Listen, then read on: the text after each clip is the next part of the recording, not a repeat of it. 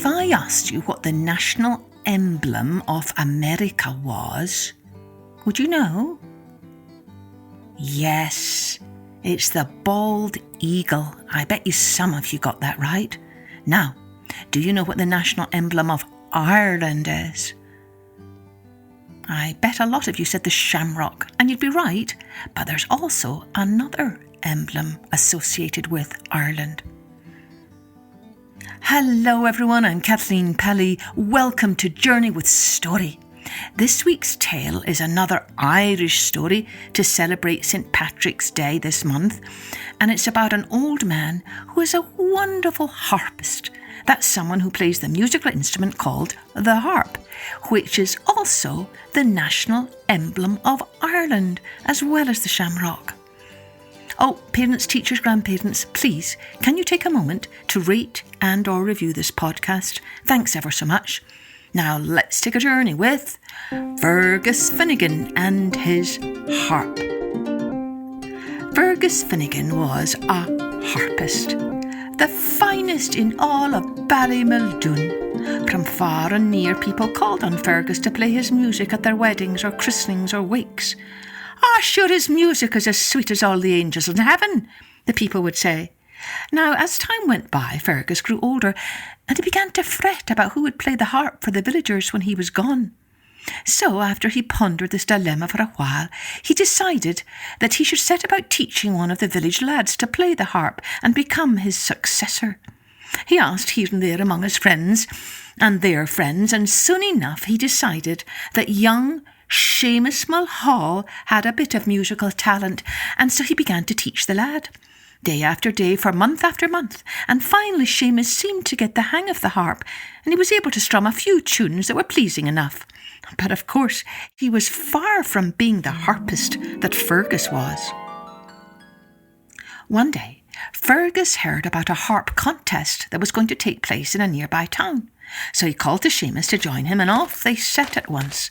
Fergus was keen to hear the other harpists, while Seamus was keen to win the prize as the best harpist. It was a long walk from Ballymuldoon to the next town, and so the two men set out early in the morning the day before the contest. In the evening, they made camp in a grove of trees by a stream. Fergus went off to gather firewood, while Seamus stayed in the camp to prepare the meal. Now, as soon as Fergus was out of sight, Seamus took Fergus's harp case, opened it, and then he snipped one of the harp strings, because this was the only way he could think of that would prevent Fergus from winning the contest. When Fergus returned, they boiled their potatoes and enjoyed their tasty supper by the crackling fire. Now, wouldn't a bit of music be a grand way to end the night? Said Fergus, and he opened his harp case. At once he noticed one of the strings was broken.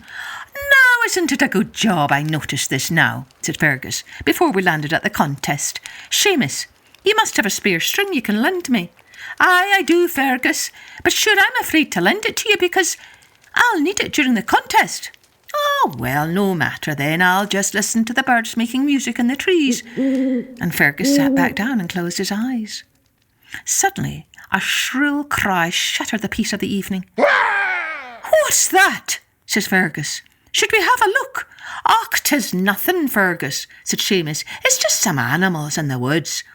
But when the cry came again, Fergus leapt up. "Seamus, I think someone needs our help." "Och, Fergus, don't worry. It sounds to me like a fox catching a rabbit." But when the cry came a third time, Fergus said, "I don't care what you think, Seamus. I'm going to have a look. Someone might need help." And so off Fergus went into the woods, and there, behind an old tree stump, he saw a wee man, a leprechaun, in fact, whose foot was in the ground. Help me! A rabbit has my foot and won't let go. I'm afraid he wants me for his dinner." Fergus thought for a moment, and then he thrust his hands under the leprechaun's arms and barked like a dog. "Woof!" The rabbit was so startled it opened its mouth and let go of the leprechaun's foot. Fergus lifted the wee man up and set him down on the ground. "There you go, little man. I'm glad I could help," he said. The leprechaun cried, "Oh, Fergus, thank you for saving my life. What would you like in return? For I must be giving you something for saving my life. I've a magic purse that never runs out of gold. Would you like that?" "Oh, said Fergus. I'm an old man and I have no need of gold. Keep your purse. I'm glad I could help. And he started to walk away. Oh, wait, cried the leprechaun. I've got to repay you for saving my life. Would you like a pot of gold? I'll talk to my relatives and we'll get you a whole pot of gold. Oh, you'd like that, wouldn't you, Fergus? Fergus turned and looked at the leprechaun. Now, what would I do with a pot of gold? I'm an old man, and I'll die before I could spend it. No, you keep your pot of gold. I'm glad I could help. And Fergus turned to walk away again. But the leprechaun was so keen to repay Fergus for his kindness, and he would not give up. Wait, Fergus. Tell me, what is your heart's desire? Fergus stopped, and he thought for a moment.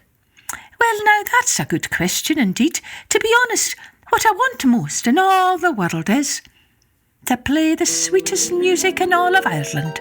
But sure, that is something only I can do for myself and no one can help. So now I must be on my way. And Fergus returned to camp. He told Seamus that he had been right enough after all, and the noise was nothing at all. And the two men settled down and fell fast asleep. But later that night, the leprechaun crept into camp with his friends, and he sneaked up to Fergus's harp case, opened it, and did a little something. One of the leprechauns sneaked up to Seamus's harp case, opened it, and did a little something there as well.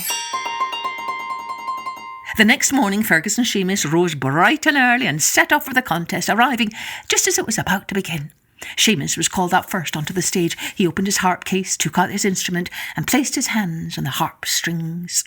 Bing goes one of the harp strings. Then, bing, bing, go all of his harp strings as they break. So Seamus had to leave the stage without playing a single note. When it was Fergus's turn to play, he climbed up on the stage, opened his harp case, and oh my! His harp strings were gold. His whole harp was made of gold. Well, then Fergus started to play, and first he played a sad song, and there wasn't a single dry eye in the crowd. And then he played a sweet song, and everyone in the audience lets out a long, deep, slow sigh. And when the last chord fades away, Fergus smiles, closes his eyes, and dies. Ah, now don't be sad. Remember, Fergus was an old man, and he died a very happy man, for he'd just been given his heart's desire, having played the sweetest music in all of Ireland. Now, if you're not believing this story, and I don't know why you wouldn't, I tell you what you can do. When you go to Ireland, you go to the village of Moybain, and there in the town hall you'll find a glass case with a golden harp in it, and a plaque on the case reads, "This harp belonged to Fergus Finnegan, the greatest harpist in all of Ireland."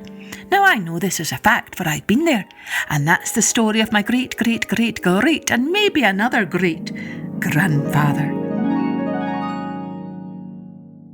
Well, that's how a lot of Irish stories end. The storyteller will claim that he or she has heard the story from her great-grandfather, and it seems to make it more real, doesn't it?